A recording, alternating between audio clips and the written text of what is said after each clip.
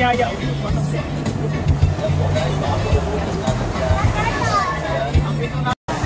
30 na sea turtle. 30? Apo, 30 ko lahat to. 30 yan?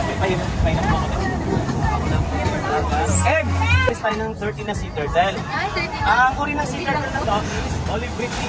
Olive ridley. Sa Pilipinas po, lima lang yung maahon na sea turtle. So sa Zambales po, dalawa lang. Ito yon, olive ridley at green sea turtle. Ngayon po, kaya medyo malayo sa short break yung pagbitaw natin sa kanila kasi po meron silang magnetic sensor. Kasi within 20 to 25 years, papalik sila dito rin sa amin. Kaya po, almost 22 years na namin ginagawa to.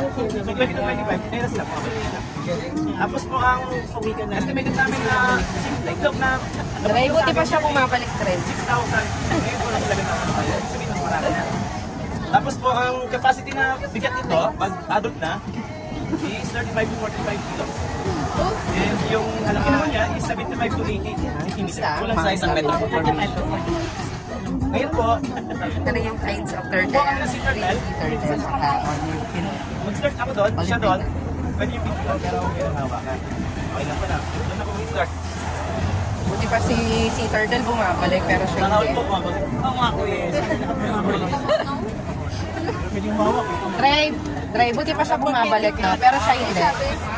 Buti pa siya bumabalik, pero siya hindi. Ayan, mag-racing. Racing siya. Ito to. Ito din doon.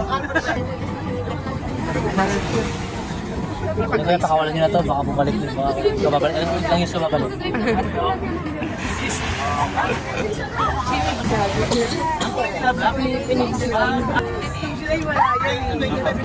Ito po ang yung sea turtle namin is seasonal po. September to January. O yan na, Ang kasama ha. ang survival rate na sea turtle, is release namin, ito. Yung current na Sa exam yan. kapakita ko nila. Okay na po. Sa lambuhay kayo lahat.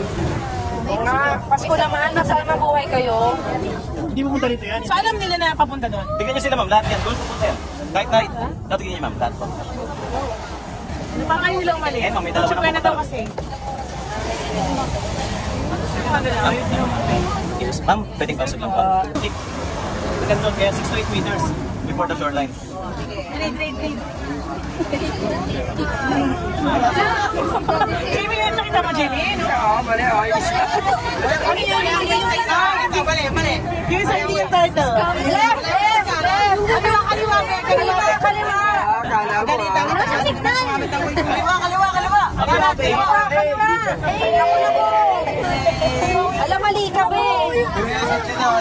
Isa may maling tao talaga eh, no? Yung isa may over pa oh. Ano pa eh?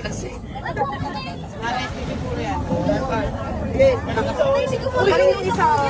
Mahirap po ate rin ma'am. Ay! Ma'am, yun yung mangyayari mamaya. Pag umalon, hindi may iwasan yun. Pwede may matapakan. Kaya dapat medyo Lalayo po doon. Kaya po yung kaming line na po gano'n.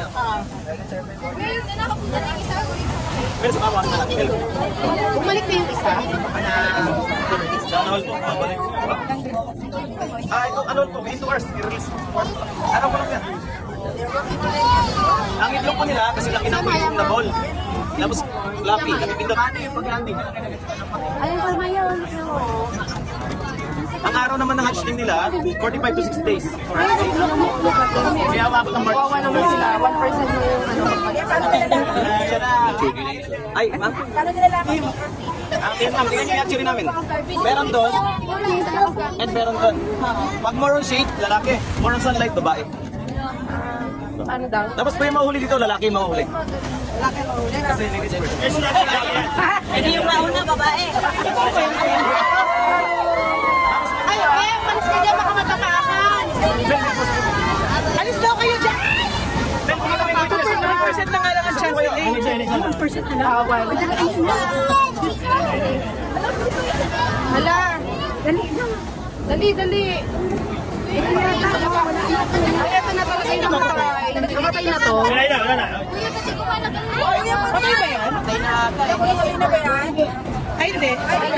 Tamad lang. Talagang tamad lang siya. Si Nicole yan. Kilala ko yung dado.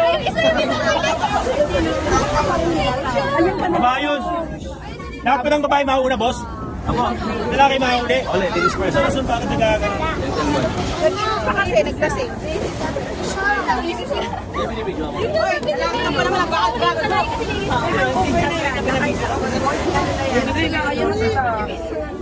Kami Maya. 1% lang.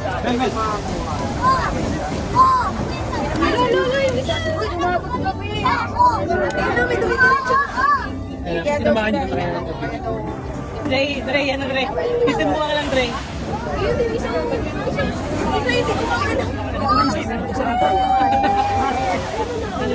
Last 2 weeks po, ano? Nag-miss namin 100%. Kailangan ba talaga?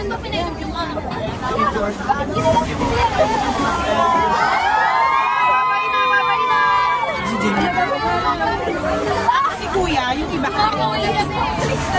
Hindi agad na mama. Kaya 1%. Yung ba kinakain ko? Kuya, ano ba ka? Kawawa naman. Paano sila dyan sa may ano? Line.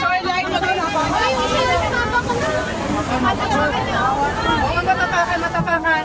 Kawawa naman.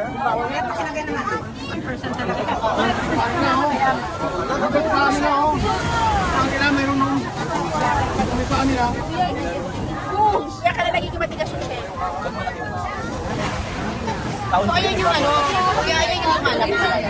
Opo, ganito. Ma'am, yung last 3 days po, may nangitlog dito. Na-witnessan ng mga guests namin. Ganito kalaki na mo. Diyan lang ma'am, sa Lifeguard Tower. 10 PM po. Na-video nila. Opo, yun. 72 ang itlog po. Pag, ang maximum po, 140. Pwede mo Sa isang Sabay-sabay 45 bang to 60 po. lumalabas? Kaya nalalaman namin kung matanda na yung hen.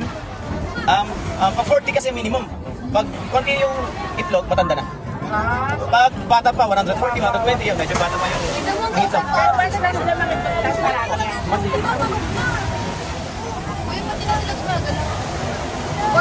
Pwede, wala ka ako eh. Baka po bukas may release na naman tayo. Morning po. Baka morning. Sana morning. Ako, release na po. Ano po yan? Oh, tapos yung yan.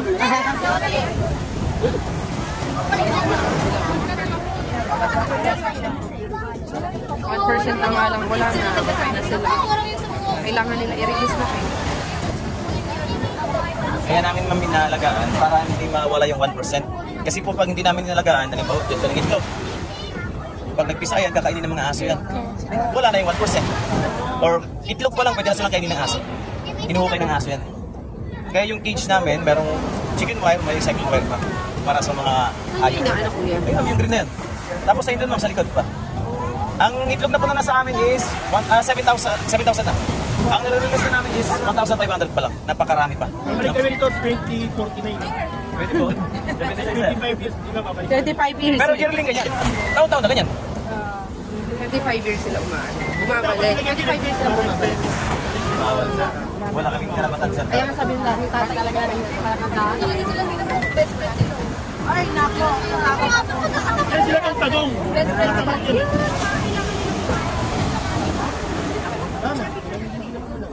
Ayaw yung apat. Yung lunch mo. Parang tayo na gawin natin yung maintain. Dali, 1, 2, 3, 4. At may lanak mo mo.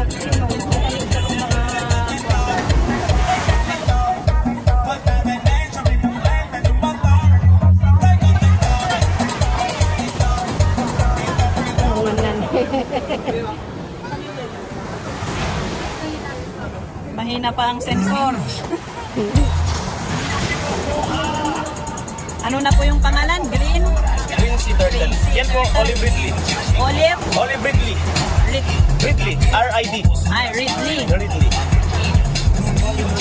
Olive Ridley. Sa ano po, sa Bataan, ay sa Pilipinas, lima lang. Merong Olive Ridley, Green sea turtle, leatherback. Iba-ibang uri. Pero sa amin po, dalawa lang kasi.